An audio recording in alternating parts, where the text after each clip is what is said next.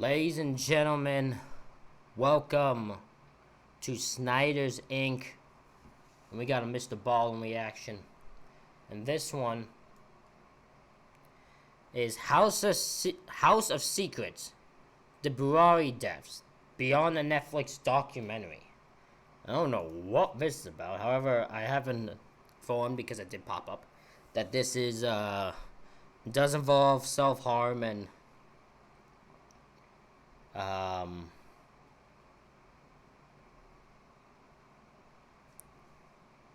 the S word. So if you are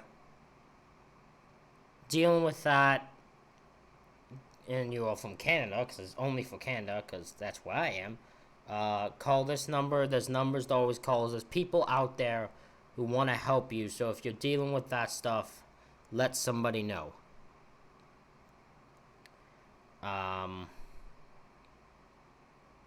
But then we're gonna get right into this.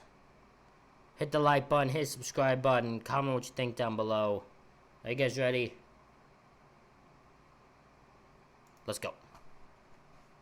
Even if the beginning of the story feels a little bit dry, trust me when I say you want to stick around for the ending. This is easily one of the wildest stories on this channel. But before we get into today's story, if you're a fan of the strange, dark, and mysterious delivered in story format, then you've come to the right place, because that's all we do, and we upload 3 or 4 times every week. So if that's of interest to you, please invite the like button to come over your house to play Call of Duty with you, but then give them the NES Duck Hunt remote as their controller. Also, please subscribe to our channel and turn on all notifications so you don't miss any of our weekly uploads. All right, let's get into today's story.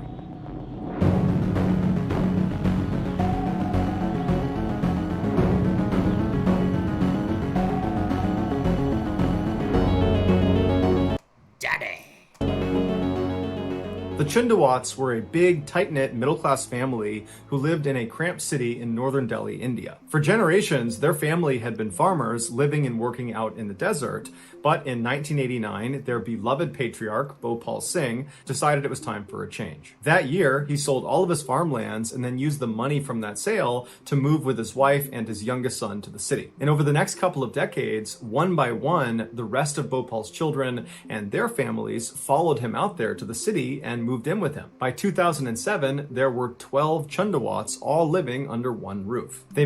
God damn, how big was that house? I don't want to live with 12 people. I've lived with a big family my whole life. I hate it. I don't want to live with them. No. Made their living by running a grocery/plywood shop on the first floor of their house. The store was quite prosperous, not only because the goods they sold were top-notch, but also because the locals just really liked being around the Chundawats. Bhopal was this big, friendly personality that took on a sort of fatherly role in the neighborhood, and so locals began calling him Daddy, just like his family did. I don't want anyone calling me Daddy. No, that's weird. I guess I'm just I might be weird-minded. I don't want to know that. No. Bhopal's wife, Narayan, took on a motherly role in the neighborhood and so naturally was nicknamed Mommy. When she wasn't taking care of her own family, she'd be outside handing out tea to workers on the street or looking after neighborhood kids. The rest of Bhopal's family, which included his 3 adult children, 2 of their wives, and 5 grandchildren, were also often seen down at the store, and they were highly regarded and respected as well. By all accounts, the Chundawats seemed like very successful and happy people that kind of had a perfect life. But in 2007, they would face a crisis when Bhopal died. Knowing how much he meant to that family... Damn, so the person that was the fatherly figure for it, like his actual kids and people in the neighborhood, that guy died. Damn, that sucks. Neighbors were concerned that the family would fall apart without him. But surprisingly, immediately following his death, it was like the family started improving in all aspects of their life. It was like an already perfect family got even better. They began working extra long hours at their store, and before long, they had earned enough money to open another store and put an addition on their house. They improved their health by changing their diet and cutting alcohol and tobacco out of their lives. Their children, who were already very gifted students, began studying even more and did even better in school. And the whole family... So it's like the family might have improved in almost like an honor. In honor of this, not of the death of Bhopal. That might have been what happened. Family, from the youngest to the oldest, became exponentially more devout. While neighbors certainly noticed these changes in the Chundawats, none of them raised any eyebrows. In fact, people were impressed. This incredible family has managed to come out of a huge crisis better off and happier for it. Well, yeah, because there's nothing, like, no one's going to say anything. There's nothing suspicious. It's just, because you're not going to be suspicious of a family improving. You're not going to think that something weird's going on. Something weird is going on. Because they wouldn't be on here if they weren't. But something, what this sounds like isn't something that would immediately make everyone question it. Little did they know that behind the scenes, something totally sinister was driving these changes. Fast forward 11 years to July 1st, 2018. That morning, like every other morning, locals began lining up outside of the Chundawats grocery store, waiting for them to open their doors. The Chundawats were known to be extremely punctual, and at 6 a.m. sharp every day, they opened those doors. But this morning, 6 a.m. came and went, and the store stayed dark and the doors stayed closed. People began calling the Chundawats, but none of them had their phone on. And so eventually, a 79-year-old neighbor decided they would just walk up the steps to the Chundawats' house and check on them themselves. And so up they went, they knocked on the door, they yelled out for the family, but nobody came to the door, everything was off. And so eventually, they just tried the doorknob and twisted it, and it turned. He swings it open, and he yells out the family's name, and as soon as the door flings open, and he can see inside, he nearly faints. He backpedals, he screams, he runs down to the street, and he yells for someone to call the police. Luckily, what did this guy notice? What did this guy see? Do you know how messed up you gotta be to be backing up, screaming, and running from the area without thinking twice? What did this guy see? there was a police officer in the area, and so very quickly they came over and they cleared the crowd out of the way that was forming at the base of the Chundawat steps. They were all looking up to see whatever this neighbor had seen, and before the officer actually ascended the stairs, someone told him what was seen inside of the house. And so he's mentally preparing himself for what he's about to walk into. I'm gonna assume the person who looked up the first time did. You know, this guy just actually no. If this guy's that trapped, he probably just streamed what he saw. Walks up the stairs and he pauses right before turning the corner when he's going to actually see inside the house. He takes a deep breath. He knows what he's going to see. He turns the corner. He walks inside and he's still completely shocked at what he's seeing. He would only be able to stay inside of the house that first trip for about 10 seconds before he too turned around and ran out of there.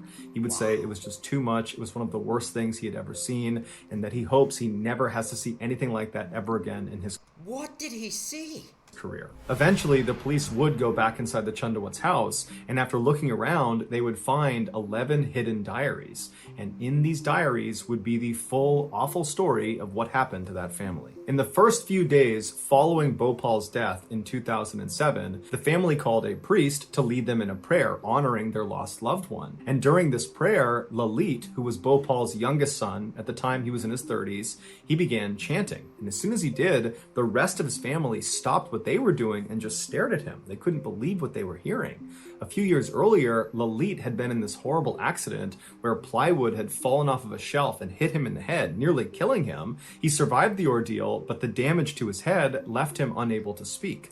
But now, here he is chanting and speaking. And so as his voice grew stronger and stronger as he was doing this chant, the other family members just continued to watch him and listen to him, and then they began whispering to each other, "Daddy has returned." Following this... What?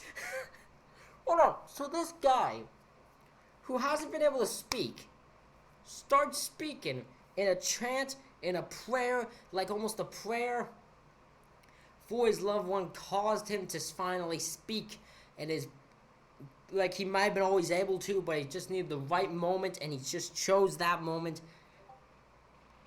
But this family took this concept and turned it ass backwards into the spirit of their father has entered the youngest son. What? What the hell? This prayer session, Lalit kept his voice, and he began keeping a diary, the first of the 11 he would ultimately fill. The first few entries in that first diary were fairly normal. They were just reflections on his day or on his life, but pretty quickly, the entries took a major turn. The first strange entry occurred on September 7th, 2007. To that point, Lalit had been writing in kind of narrative format about his life and whatever it was he was writing about, but it just kind of abruptly stopped, and in its place was this really deliberate instruction for his family. It said they all needed to get a black and white photo of Bhopal, their patriarch, and put it in front of them, and then pray they're able to rid themselves of their old habits. From this point onward, the diary entries became more frequent, and they stayed in this kind of strange instruction format for the family. It was like it was a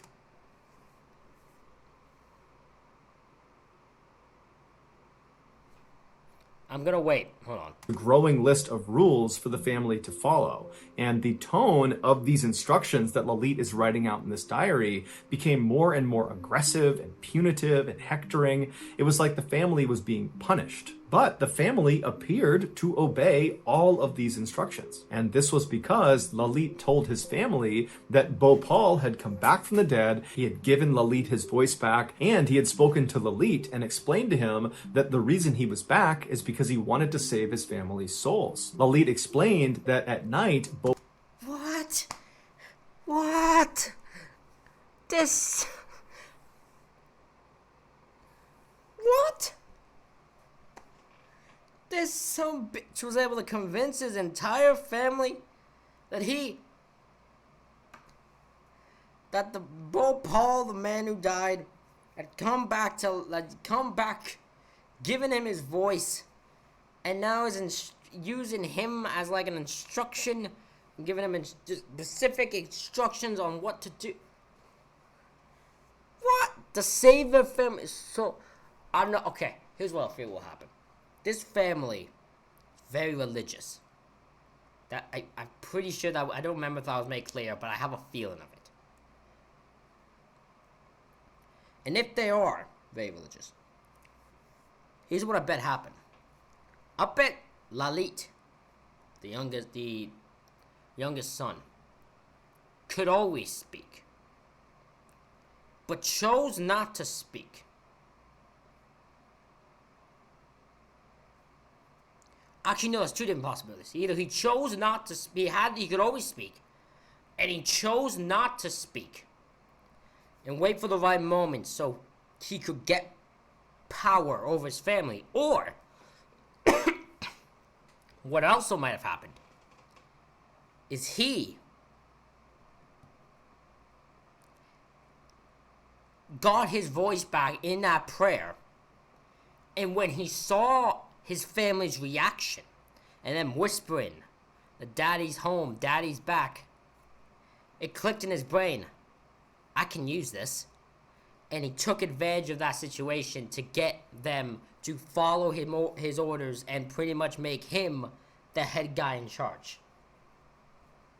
Bhopal would possess his body, and then using Lalit's body, he would write these instructions in the diary for his family to follow.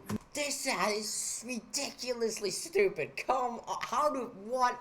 And the idea was, if you follow these instructions, that will set you on the path to saving your soul. His instructions were at first just simple ways to honor Bhopal, but quickly they became really specific directives of how each of the family members needed to live their life on a day-to-day basis. There were instructions about which food they were allowed to eat and when they were allowed to eat it. There were instructions about which things they could sell in their store, and there were instructions on how to invest their profits, and there were countless instructions on how they should be praying and when they should be praying. Every night, just before 9 p.m., the family was instructed to stop whatever they were doing and head back to the house. And if anybody asked them what they were doing, they were supposed to tell them that grandfather was coming.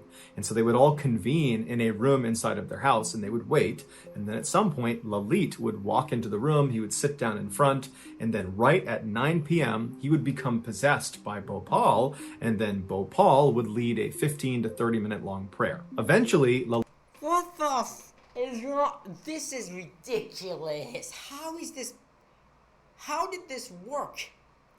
Because there's some religiousness, but that's next level. How did that work? I need it explained to me. How did this work? Lalit began observing a vow of silence, and he told his family that if and when you hear my voice again, it's not Lalit. You're only hearing Bhopal. In the eyes of Oh my god, he knew. He knew how to do it specifically to gain and keep his control. This is next level shit right here. What the hell? his family, Lalit was no longer Lalit. Lalit had become Bhopal, or I guess Bhopal had become Lalit. But either way, Bhopal was back, and so with the exception of Lalit's mother, everyone in his family began referring to him as Daddy. Over the years this went on, ridiculous. the neighbors did pick up on the family's strange behavior, specifically Lalit's strange behavior. But no one ever said anything about it because despite the weirdness, the family seemed like they were really flourishing. They looked healthier, they were making more money, the grandchildren were excelling in school, and they just generally looked really happy. And so fast forward to June of 2018, which is the month before the neighbor and then police officer sees this horrible thing in the Chundawat household. That month, June, was an especially happy time for the Chundawat family, because one of the grandchildren had announced they were going to get married. And so on June 17th, they have this huge engagement party. The whole family's there. They're dancing. His family's still celebrating the fact one of them was getting married, yet despite this, there was clearly a plan taken. Something's taken a fold. Because I don't think it's much longer from when this is announced to them that whatever is found in that place is found in that place. So something went wrong. For joy about this incredible announcement, and then they began shifting their focus to planning this wedding that everyone is so excited about. A couple of weeks later, on June 29th, the Chundawats had their neighbor over for dinner, and that neighbor would later say that nothing seemed amiss, and over dinner, all the family wanted to talk about was this incredible wedding they were planning and how excited they were to go to it. And this wedding was several months away. Less than 48 hours after this dinner, the Chundawats failed to open their grocery store, and so the neighbor goes up the stairs. He opens the door and he sees 10 members of the 11-person Chundawat family dangling from nooses in the front hallway. They were What? What? What the fuck? How did it take that turn? How did that turn happen? Wait. They were planning a wedding to just that. What did I make? What? What? I'm baffled. I'm baffled by this. What? were hanging very close together in a circular pattern that looked very intentional. Their hands and their feet were bound. They were blindfolded with strips of cloth. Their mouths were taped shut and their ears were packed with cotton balls. On the ground underneath them were black stools that had toppled over. The 11th and final member of the Chundawat family, which was the 77-year-old widow of Bhopal, was found dead laying in a bed nearby with a belt right next to her. The initial thought by police is this was a mass murder, but after reading the last few entries of Lalit's final diary, they realized it wasn't. Lalit had convinced his family that just abiding by Bhopal's strict instructions that he gave them in the diary, that was not enough to save their souls. What they needed to do was participate in a ritual he was calling Vat Tapasya, which means worship at the hanging roots of the banyan tree. 8 days. How?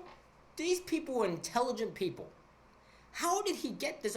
Is this how deep religion can go? Religion and beliefs can go this deep that people can buy this as a thing? Is this an actual... This how deep this can go? What? Days before their bodies were found, the family who agreed to do this ritual began practicing for it.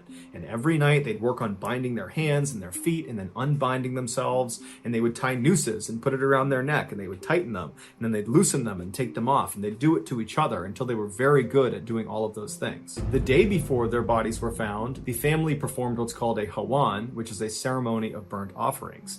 and then afterwards they ordered food and then tied their dog up outside. At 10 p.m., one of the grandchildren and her mother left the house and went to a store, and then were caught on camera walking back to the house carrying these black stools that they would later use in the ritual. Just after midnight, it was time for the family to get in position. The parents helped their children put on their bindings, they got them up on their stool, and they put their nooses around their neck and cinched it down tight and told them to wait. And then afterwards, they did the same thing to themselves. At this point, Lalit's mother most likely realized she was not able to climb up onto the stool because she was hurting or she was tired, and so a decision was made to move her into the bedroom. And so she, along with Lalit and Lalit's wife, Tina, walked into the bedroom, and once she was laying down on the bed, Lalit put a belt around her neck, and then he and Tina pulled on it until his mother went still, and then afterwards he took the belt off, put it next to her, and then This man's a sick bastard. This man is a sick human being. This man believes. This man either convinced his family of this thing, knowing he was going to take the life of each and every family member. Or this man convinced himself that whatever he thought would happen here in this ritual was actually gonna happen, and to not think in his freaking brain of what he was actually doing. What the fuck? Lalit and Tina casually walked back towards the front hallway where the 8 other family members were now in position. They're blindfolded with cotton in their ear. They have their noose on. They're just waiting. And Lalit and Tina walk around the room, kicking their stools out from underneath them. And while their family slowly asphyxiates all around them, Lalit and Tina bind up their wrists and their ankles. They get on their stool. They blindfold themselves. They tape their mouth. They put cotton in their ears. They put their nooses on. They cinch them down. And then they both jump. The very last line in the final diary that Lalit kept, it says, "Keep water in a cup. I will appear and save when color changes." This ritual was supposed to allow the family to see Bhopal in person. Lalit told them that as soon as they were hanging, the skies would open up, the earth would tremble, and Bhopal would walk right into the room and save them from their death. And they were going to be able to prove that he was there, because not only would they have lived through this ritual, but also Bhopal was going to change the color of the water in the cup that was left out. These were innocent people's lives that this man... This was his family that he had infected with this bizarre mindset, that this delusion that he was able to do so convincingly. Oh my God, I can't believe this. Out near their bodies. The family had even left the front door unlocked to make it even easier for Bhopal to come in and save them. The Chundawats were not committing suicide. They believed they were going to survive this ritual. This is why just 2 days earlier at that dinner with the neighbor, they were eagerly talking about this wedding that was off in the future they were planning, because they believed they would get to attend it, even though they knew in 2 days they'd be performing this Vat Tapasya ritual. Ultimately, investigators closed the case as a mass suicide, citing the cause as shared delusion. So that's gonna do it, guys. I mean, it is shared delusion. There's no doubting it is shared delusion. I'm just shocked this delusion was that strong. Wow. Ladies and gentlemen, that's it for this reaction video. Please let me know what you think of this in the comments. I need to know your opinion on this story. Please let me know what you think in the comments. Hit the like button, hit the subscribe button, comment what you think down below. Thank you all for watching. The link to the original video will be in the description. Thank you all for watching. I'll see you all for the next one.